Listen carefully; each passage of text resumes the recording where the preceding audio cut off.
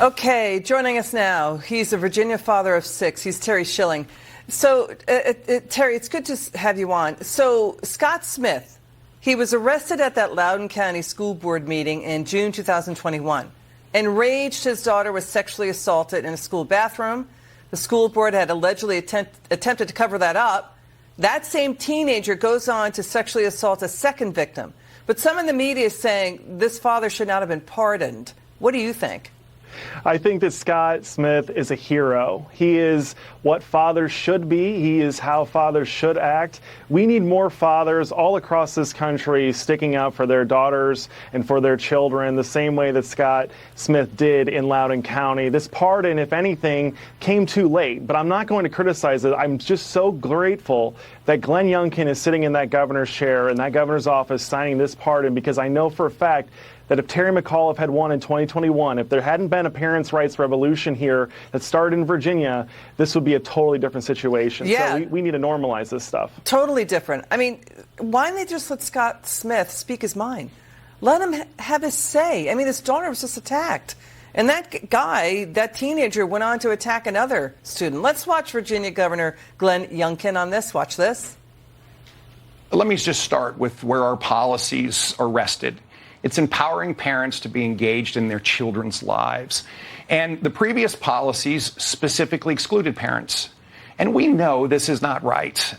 A child can't go on a field trip without parental consent. A child in school can't get an aspirin or a Tylenol without parental consent. How in the world is it appropriate for a child to be guided and counseled by folks that are outside of their family on these most important issues when they're questioning their identity at school? And we've got to rescue this generation that's at risk. Yeah, Terry, that's the governor talking about teachers, or rather school officials, talking to parents' children about gender reassignment surgery and the like. I mean, this is where we really are in America. Yes, and there's a couple reasons for that, Liz. We've allowed radical ideologues who want a revolution in this country. They want a gender revolution. They want a socialist revolution here.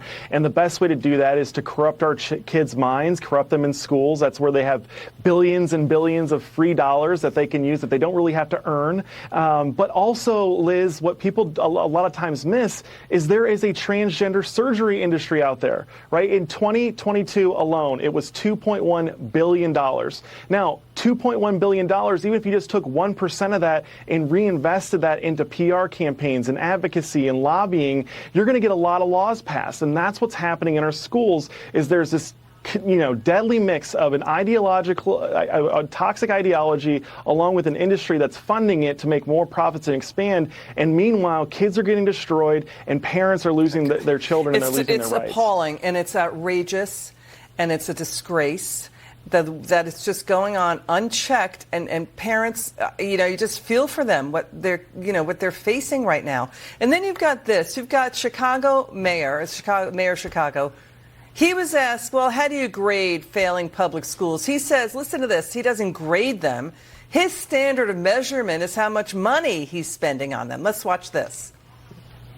As a former educator and longtime employee of the Chicago Teachers Union, what grade would you give the current system, and why? I personally don't give a lot of attention to grades. My responsibility is not simply to just grade the system, but to fund the system. That's how I'm ultimately going to grade whether or not our public school system is working, based upon the investments that we make for the people who rely upon it.